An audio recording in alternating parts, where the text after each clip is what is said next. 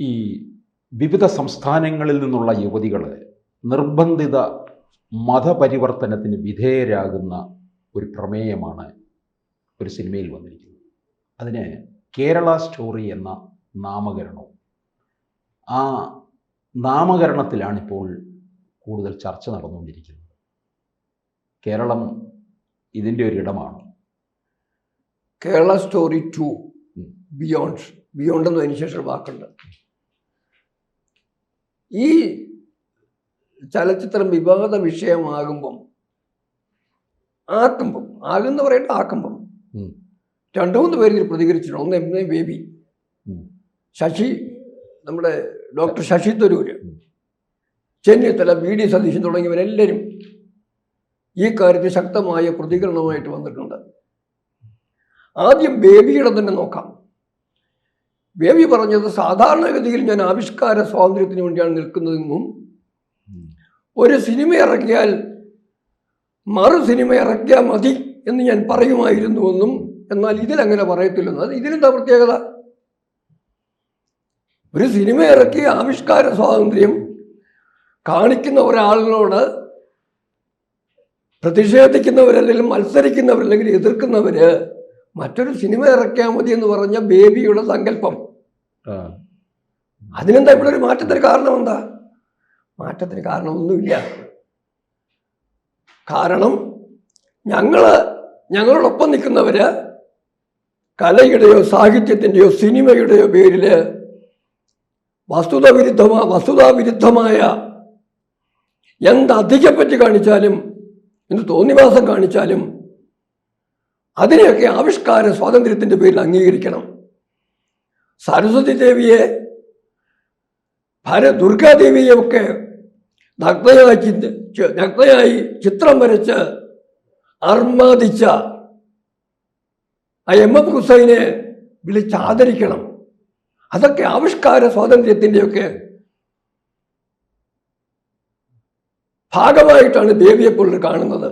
അന്നൊന്നും ഇവരൊന്നും കരുതിയില്ല മറുഭാഗത്തു നിന്നുള്ള വെല്ലുവിളികൾ ഉണ്ടാകുമെന്ന്. ഒരു കാര്യം അതാ, ഞാൻ തിരിച്ചു വരാം. കാരണം ശശി തരൂരിൻ്റെ പ്രശ്നം, അദ്ദേഹം പറഞ്ഞത് സംഖ്യ കൂടുതൽ കാണിച്ചതെന്ന്. അതായത് അങ്ങ് ചോദിച്ച ചോദ്യം ഉണ്ടല്ലോ, ഇതിനെല്ലാം പ്രഭവ കേന്ദ്രമാണ് കേരളം. തീവ്രവാദത്തിനും ലവ് ജിഹാദിനും എല്ലാ ഹിന്ദു വിരുദ്ധ ക്രിസ്ത്യൻ വിരുദ്ധ പ്രവർത്തനങ്ങൾക്കും പ്രഭവ കേന്ദ്രമാണ് കേരളം.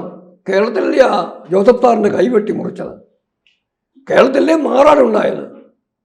കേരളത്തിലല്ലേ പന്തളത്ത് ആറന്മുളയ്ക്കും ഇടയ്ക്ക് ആ കോവിഡ് കാലത്ത് ലവ് ജിഹാദിൽ ഒരു കേസിൽ നേരത്തെ പെട്ടിരുന്ന ഒരുത്തൻ ആംബുലൻസ് ഡ്രൈവറായിട്ട് കയറിയിട്ട് ഒരു പാവപ്പെട്ട പട്ടികജാതി പെൺകുട്ടിയെ ആംബുലൻസിലിട്ട് പീഡിപ്പിക്കാൻ ശ്രമിച്ചത് കേരളത്തിലല്ലേ? അതാരും വിഷയമാക്കി എടുത്തിട്ടില്ല. ലവ് ജിഹാദ് കേസിൽ പ്രതിയായിരുന്നൊരു വ്യക്തിയായിരുന്നു അയാൾക്ക് ആംബുലൻസ് ഡ്രൈവറായിട്ട് ജോലി കിട്ടി. പട്ടികജാതി പെൺകുട്ടിയെ കോവിഡ് കാലത്ത് ആംബുലൻസിൽ വെച്ച് പീഡിപ്പിക്കുന്നതിന് തയ്യാറായി. കേസ് വന്നു, കീഴ്ക്കോടതി ശിക്ഷിച്ചിട്ടുണ്ട്. ഇതൊക്കെ കേരളത്തിൽ നടന്നത്. അതുപോലെ എത്ര കഥകൾ നമുക്കറിയാം. തിരുവനന്തപുരത്ത് തന്നെ ലവ് ജിഹാദുമായി ട്രാപ്പ് ചെയ്യപ്പെട്ട വൈക്കത്ത് എവിടെയെല്ലാം ക്രിസ്ത്യൻ പെൺകുട്ടികൾ, ഹിന്ദു പെൺകുട്ടികൾ ഇവരെല്ലാം ട്രാപ്പ് ചെയ്യപ്പെട്ട് പോയപ്പോൾ അതിനെ ഹൈലൈറ്റ് സിനിമ ഇറക്കിയപ്പോൾ എണ്ണം തെറ്റിപ്പോയെന്ന് അങ്ങനെ പറയുന്ന ശശി തരൂരിൻ്റെ പുസ്തകത്തിൽ അദ്ദേഹം ഒരു കാര്യം എഴുതിയിട്ടുണ്ട്. അതായത് ഒരു കാലത്ത് ഒരു വിഭാഗത്തെ അധിക്ഷേപിക്കാൻ വേണ്ടി ശശി തരൂർ എഴുതിയത് നായർ സ്ത്രീകൾ അവരുടെ വീടുകളിൽ രഹസ്യബന്ധത്തിലെ ബന്ധങ്ങൾക്ക് വേണ്ടി മറ്റാരെങ്കിലും വന്നു കഴിഞ്ഞാൽ അവരെ സ്വീകരിക്കുമായിരുന്നെന്നും വന്ന അതിഥിയുടെ ചെരുപ്പ് പുറത്ത് കിടക്കുന്നത് കണ്ടു കഴിഞ്ഞാൽ ഭർത്താവ് മാറിപ്പോകുന്നും ശശി തരൂർ എഴുതി വെച്ചു. ഡോക്ടർ തരൂറിന് അങ്ങനെ എഴുതാനുള്ള ആവിഷ്കാര സ്വാതന്ത്ര്യം അവകാശപ്പെടുമ്പോൾ ഒരു കാര്യം തിരിച്ചു ചോദിക്കാം. അന്ന് അദ്ദേഹം സ്ഥിതി വിവര കണക്ക് എടുത്ത എത്ര പേരങ്ങനെ ചെയ്യുന്നുണ്ടെന്ന് ഒരു സർവേ ആ കാലത്ത് കിട്ടിയതിന്റെ ഫലമായിട്ടാണോ തരൂര് അതൊരു പൊതുസ്വഭാവമായിട്ടൊരു സമൂഹത്തെ, നായർ സമൂഹത്തെ, അദ്ദേഹം ജനിച്ച സമൂഹത്തെ, സ്വന്തം അമ്മയുടെ ഉൾപ്പെടെ പാരമ്പര്യത്തെ ചോദ്യം ചെയ്യുന്ന എഴുത്തെഴുതി വെച്ചത്? അവിടെ സംഖ്യ പ്രശ്നമല്ലായിരുന്നല്ലേ? ഒരുപക്ഷെ തരൂരിന് കൂടുതൽ പരിചയമുള്ള ഇടങ്ങളിൽ, വീടുകളിൽ അങ്ങനെ ഉണ്ടായിരുന്നിരിക്കാം. പക്ഷേ ഒരു സമൂഹത്തിൽ മൊത്തം എങ്ങനെയാണെന്ന് പറയുമ്പം തരൂർ സർവേ നടത്തിയോ, സ്ഥിതി വരെ കണക്കെടുത്തിയോ? പറയട്ടെ. പറയുന്ന വിഷയമാണ് സംഖ്യ. അത് സിനിമയിലും ഒക്കെ അങ്ങനെയാണ്. സിനിമയിലും നാടകത്തിലും കവിതയിലും ഒക്കെ ആവിഷ്കരിക്കുമ്പം ആരും ഇതൊന്നും ചെയ്യുന്നത് സ്ഥിതി വരെ കണക്കെടുത്തിട്ടല്ല. എക്സ്ട്രാജേഷൻ ഉണ്ടാവും. നമ്മളിപ്പോൾ വേദനിക്കുകയാണെങ്കിൽ വേദനിക്കും, മുഖം കൊണ്ട് വരും. സിനിമയിൽ നാടകത്തിൽ അഭിനയിക്കുമ്പോഴോ അഭിനയത്തിനകത്ത് വേദനയെ കൂടുതൽ ആളുകൾക്ക് ബോധ്യപ്പെടുന്ന രീതിയിൽ ആവിഷ്കരിക്കാറില്ലേ? ചിരിക്കുകയാണെങ്കിലും കരയുകയാണെങ്കിലും ഒക്കെ കൂടുതൽ ആളുകളെ അത് ബോധ്യപ്പെടുത്താൻ വേണ്ടി ചെയ്യുന്ന രീതി ആവിഷ്കാരത്തിനകത്ത്, കലാവിഷ്കാരത്തിലുണ്ട്. അതൊരു വിഷയം. അപ്പൊ അവിടെ എക്സാജറേഷൻ ഉണ്ടെങ്കിൽ അത് മറ്റൊരു വിഷയം. പക്ഷേ ഇങ്ങനൊരു സംഭവം ഇവിടെ ഉണ്ടായിട്ടില്ല. വൈക്കത്തെ അഖിലയുടെ കാര്യത്തിൽ, നിമിഷയുടെ കാര്യത്തിൽ, എത്ര പെൺകുട്ടികളുടെ കാര്യത്തിൽ ഈ ചതി കേരളത്തിൽ ഉണ്ടായിട്ടില്ല എന്ന് പറയാനോ, അങ്ങനെയൊക്കെ സംഭവിച്ചപ്പോഴും ഇപ്പോഴും കണ്ണൂർ ഒരു സഖാവിൻ്റെ, ഒരു മാർക്സിസ്റ്റ് പാർട്ടിയുടെ സഖാവിൻ്റെ മകള് വീട്ടിൽ രോഗിയായി കിടക്കുന്ന മകളെപ്പോലും ലൗകികതിൻ്റെ ഇരയാക്കപ്പെടുന്നത് കണ്ടപ്പം നിസ്സഹായനായ ആ കമ്മ്യൂണിസ്റ്റ് സഖാവിൻ്റെ അനുഭവം കേരളത്തിൽ ഇല്ലെന്ന് അങ്ങ് തീർത്തു പറയാൻ സഖാവ് ബേബിക്കോ ഡോക്ടർ ശശി തരൂരിനോ ചെന്നിത്തലയ്ക്കോ വി ഡി സതീശനോ കഴിയുമോ? അവർക്കങ്ങനെ പറയുന്നതുകൊണ്ട് രാഷ്ട്രീയ നേട്ടമുണ്ടാവും. അതുപോലെ മറ്റൊരു കാര്യം കൂടെ, ഇവര് വടക്കേ ഇന്ത്യയിലും മറ്റു പ്രദേശങ്ങളിലും എന്തെങ്കിലും ചെറിയൊരു സംഭവം ഉണ്ടായി കഴിയുമ്പം ഇവിടെ ഒരു പോക്കറ്റടി ഉണ്ടായെങ്കിൽ അവിടെ മൊത്തം പോക്കറ്റടിയാണെന്ന് പറയും. അവിടെയൊന്നും സംഖ്യ പ്രശ്നമില്ലേ? അതുപോലെ ഗുജറാത്തിലെ സംഭവത്തെ കുറിച്ച് പറയുമ്പോൾ ഗോത്രയെ മറച്ചു വെച്ചിട്ട് ഗുജറാത്തിനെ കുറിച്ച് വാചാലമായി സംസാരിക്കും. അതൊക്കെ അവിടെ നിൽക്കട്ടെ. ഇനി വേറൊന്ന്, കേരളത്തിന്റെ പേര് ദോഷം. ഇത് കേരള സ്റ്റോറി 2 എന്ന് പറയുന്നത് കേരളത്തെക്കുറിച്ച് മാത്രമല്ല, കേരളത്തെ സംബന്ധിച്ച് ബിയോണ്ട്, കേരള സ്റ്റോറി 2 ബിയോണ്ട് അങ്ങനെ പറഞ്ഞിട്ടുണ്ട്. എന്ന് പറഞ്ഞാൽ കേരളത്തിനപ്പുറത്ത് രാജസ്ഥാനിലെയും മധ്യപ്രദേശിലെയും ഒക്കെ അനുഭവങ്ങൾ ഇത് തന്നെയാണെന്ന് ആവർത്തിച്ച് സ്ഥാപിച്ചിട്ടുണ്ട്. അവിടെ എക്സാജറേഷനെ കുറിച്ച് കുറ്റം പറയുമ്പം, അവിടെ സംഖ്യ കൂടുതലാണെന്ന് പറയുമ്പം തിരിച്ചൊരു കാര്യം എനിക്ക് ചോദിക്കാനുണ്ട്. ആവിഷ്കാര സ്വാതന്ത്ര്യത്തിന്റെ പേരിൽ ഇതൊക്കെ മാർക്സിസ്റ്റ് പാർട്ടിക്ക് പറ്റിയ അപകടം തന്നെ. ഇതാണ് ഒരു കാലത്ത് സിനിമയെയും കലയെയും സംഗീതത്തെയും സകല ആവിഷ്കാര സാധ്യതകളെയും പാർട്ടിയുടെ നേട്ടത്തിന് വേണ്ടി ഉപയോഗിച്ച കൂട്ടരല്ലേ അവര്. ഇന്ന് മറ്റുള്ളവരും ആ മേഖലയിലായിട്ട് വരുന്നെന്ന് കാണുമ്പോൾ വിഷമം തോന്നില്ലേ? അങ്ങ് ഓർക്കുന്നില്ലേ ഒരു കാലത്ത് സാംബശിവന്റെ കഥാപ്രസംഗം കേരളം മൊത്തം എല്ലാ ക്ഷേത്രങ്ങളിലും ഉണ്ട്. അമ്പലത്തിലെ വിശ്വാസികൾ കാണിക്കയിടുന്ന പണം എടുത്തു കൊടുത്തിട്ട് ഈ സാംബശിവനെയും അതുപോലെ കഥാപ്രസംഗക്കാരെയും കൊണ്ടുവന്നിട്ട് ക്ഷേത്രങ്ങളുടെ മുമ്പിൽ നിന്നിട്ട്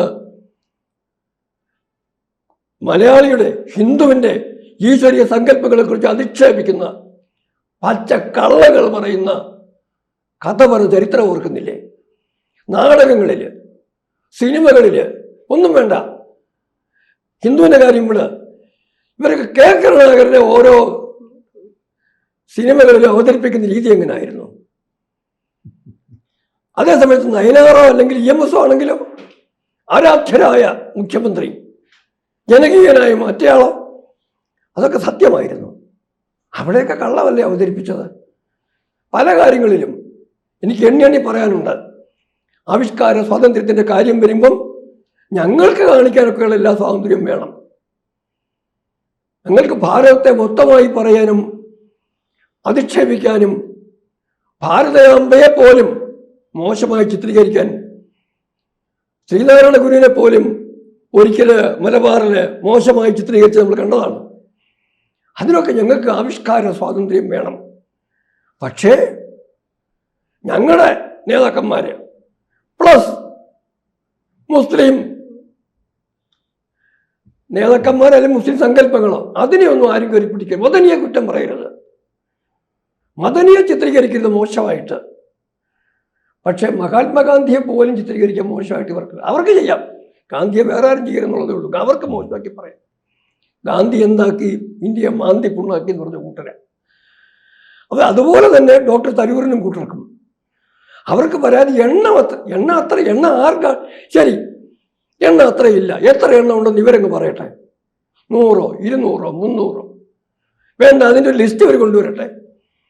സ്വാഭാവികമായി ഒരു കാര്യമുണ്ട്, വേദനിക്കുന്ന മനുഷ്യന് ആ വേദനിക്കുന്ന മനുഷ്യൻ പ്രതികരിക്കും.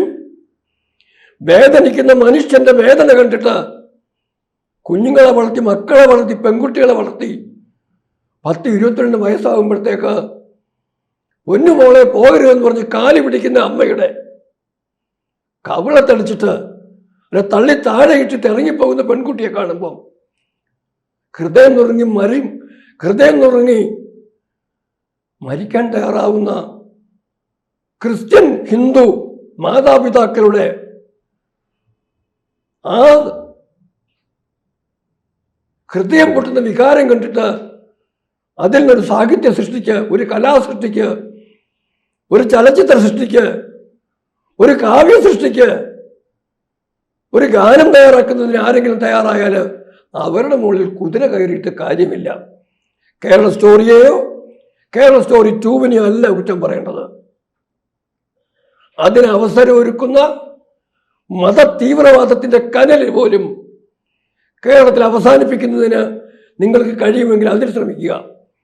അല്ലെങ്കിൽ ഇതൊക്കെ പലതരത്തിലുള്ള ശബരിമല വിവാദവും ബാറുമായിട്ടുള്ള അണ്ടർസ്റ്റാൻഡിങ്ങും എല്ലാ അർത്ഥത്തിലും പിടിച്ചു നിൽക്കാൻ വയ്യാത്ത അവസ്ഥ വരുമ്പം പുതിയൊരു വിഷയമുണ്ടാക്കാൻ വേണ്ടി നടത്തുന്ന ആ ഒരു പരിശ്രമം, അതിനപ്പുറമായിട്ട് ഈ കാര്യങ്ങളൊന്ന് കാണാൻ വേണ്ടി കേരളം തയ്യാറാവില്ല.